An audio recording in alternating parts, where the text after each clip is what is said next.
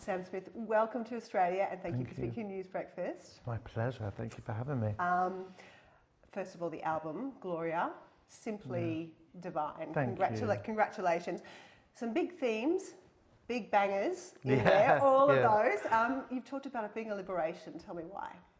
I mean, I just think that my first three records were really about heartbreak and sadness and heartache became a really safe place for me. Like I'd go in the studio and writing about that felt easy.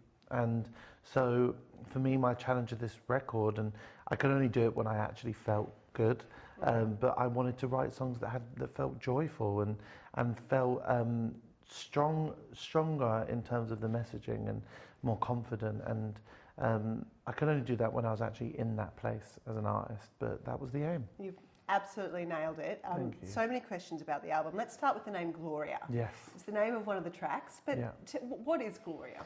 Gloria for me it's a spirit within me.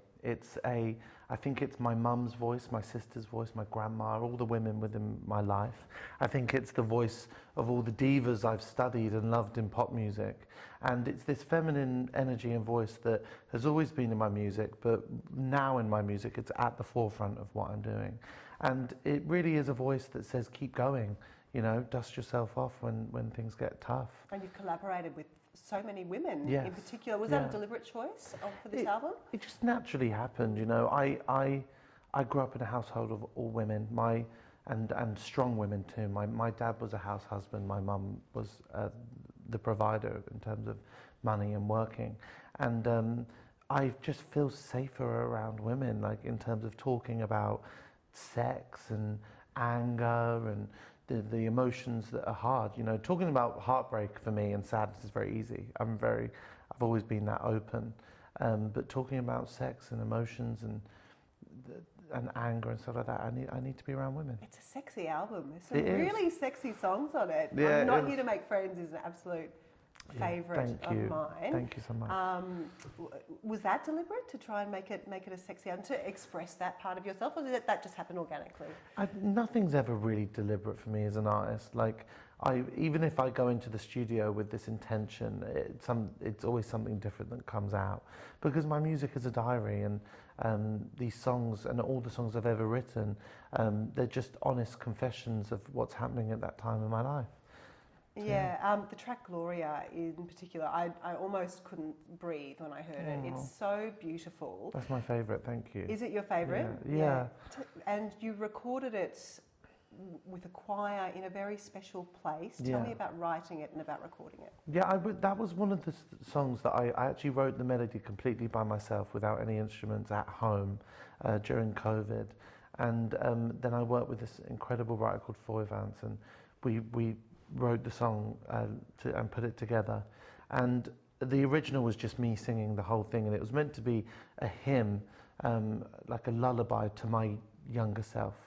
And I decided that I wanted to go to this church called St. Mary's Church in the town that I went to primary school. So I've got memories of this town from birth. It's next to the church where my mum and dad got married and stuff. And I went there, we got a choir, and we recorded the song. And it was. I feel like it was a bit of a healing time for me. It was. I didn't even sing that day. I just listened to the choir sing the song, and it was just a time for me to kind of do some healing with my younger self and go back to my roots and tell my younger self that everything's okay. Well, that theme of self-acceptance and self-love is so strong throughout the album, particularly the debut single, Love Me More. So many Sam Smith fans draw succour from that and inspiration from that.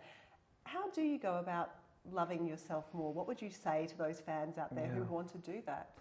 I would say to everyone that it's a messy journey every single day, and it's the mess of it all that I'm having to constantly befriend. I mean, even yesterday I was having a bit of a tough day mentally, overthinking stuff. I have OCD, so I something as well that you call pure O. So it's quite intense OCD and intrusive thoughts, and so I have to have help. I have to have people around me that help me and can hear me when I'm struggling, therapy, all this stuff. Every single day for me is a commitment to being happier, knowing that I'm never going to get there 100% of the time.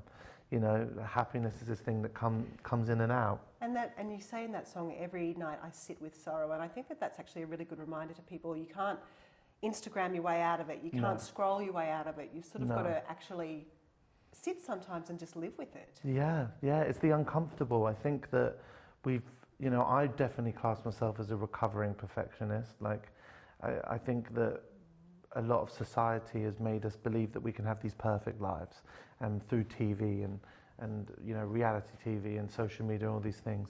But life is just so much more messy than that, and tough. And I just think the message I want to say to everyone is, I'm never in this absolute place, and I'm never going to be I can't be a role model because I'm too flawed. I'm just trying to do my best every day. I have to congratulate you on Unholy. Thank you. What a track. Thank many you. blowing records all over the place. Obviously, #1 in Australia, #1 in the US, first non-binary, first trans #1s. When you hear those things, when you first heard about those things, how much does that mean to you? Because, you can get caught up in numbers and those sorts of charts. Yeah. How do you deal with accepting yourself and not getting excited about that, but not worrying about the numbers? It's definitely a weird experience, because with Stay With Me, which is the only song, I mean, I've had luckily so many songs that have done well, but Stay With Me was the only song that has had this type of, kind of global reaction to one song. And Stay With Me was different because I was working in a bar before that came out, and so I really felt the shift in life. Unholy is different because I just feel so focused on being an artist right now. I feel like people's reactions to songs, the success of songs, the stats, the accolades and stuff, I feel like I've got to a place where it's just not my business anymore, and my real focus is on the making of things, and so I feel very settled about it. But also I've got to allow myself a little bit of a pat on the back, because it's an incredible thing, to have made that many people dance, and that's what I do this for. That's why I love pop music. I've been obsessed with pop music since I was a kid, and obsessed with how one song can bring people together, also can divide people in ways, and how powerful pop music is. We're so excited to have you in Australia at the moment, and also coming back for a tour later in the year, which a 5-date tour. How's your time been in Australia? What's been the highlight? You're in South Australia now. What have you been doing? It's been heaven. I stroked a koala bear. Oh, wow. Yeah, which was you can stunning. only do that in 2 states in Australia, I know. in Queensland and South I Australia. know, it's crazy. So right place. I know, and they were so soft and cute. Yeah. And then they can be a bit cranky though. Yeah, I've heard. And then I went to the beach, which was beautiful. We had some fish by the beach, which was stunning. Have you had a pie floater? No. Do you know what that is? No, what's this? It's a particular South Australian thing where you get a meat pie and they put it in a bed of mashed peas. Wow. They float it in I know. Oh, I think I'd like that. I think you'd like that. But it's a bit too hot for a pie right now, though. Well, I think we can always eat pies. Now, we're going to be having you twice in a year. You're doing a really big world tour before you arrive. I just need to ask you, who's looking after Velma, the Bernedoodle, and the tortoises? Thank you for asking. Oh my God, you're the first person to ask me about my tortoises. I'm so happy to be a tortoise owner. Because you got some for Christmas. I did. Right? Paprika and Nutmeg are their names.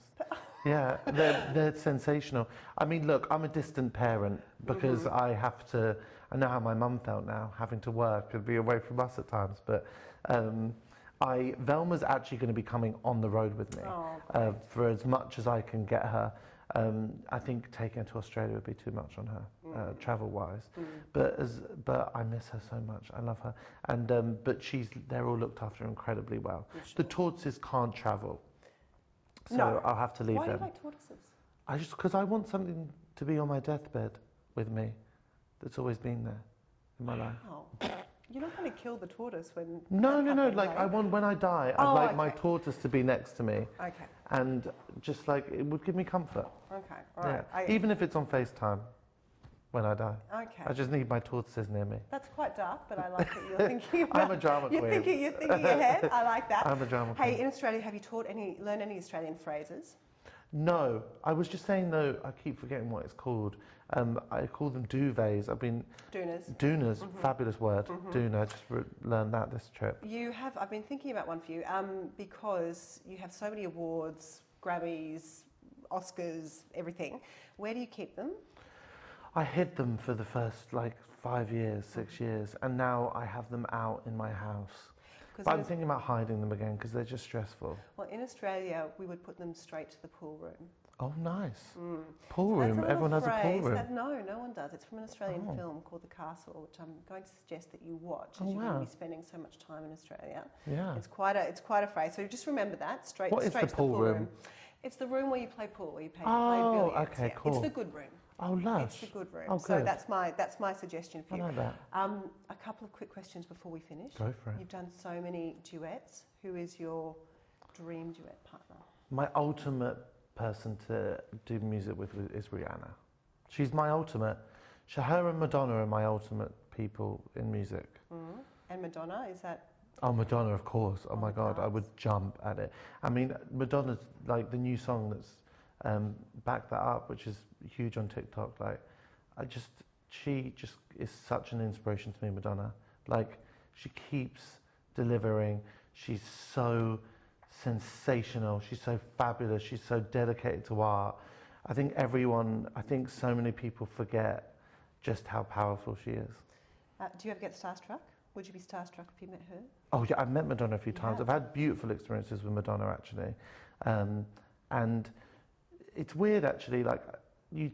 It's a different thing of I don't know. Starstruck for me is an uncomfortable feeling, because Madonna and Rihanna, honestly, when I met them, they kind of disarm you because they feel so normal and they're so lovely. So I wouldn't say the feeling's starstruck. It's more just you just feel really lucky to be chatting to them. Right. It's a lovely feeling. Did you make any New Year's resolutions? Yeah, I do the same every year, which is to eat less McDonald's. But I already I need a McDonald's tonight. Well, so it's hard. Replace it with the pie floater. I don't know though, because your triple cheeseburgers here are great. Are they different? They're just the meat's a bit better. Oh. The Australian beef producers will be delighted to hear. Hey, look, I had one more question I wanted to ask you, and that was about your unbelievable voice. The voice just gets better and better and better. Oh, thank you. And the high notes are exquisite. And you have an interesting story about how you taught yourself how to hit those notes. How did you learn it? It was just mimicking female voices.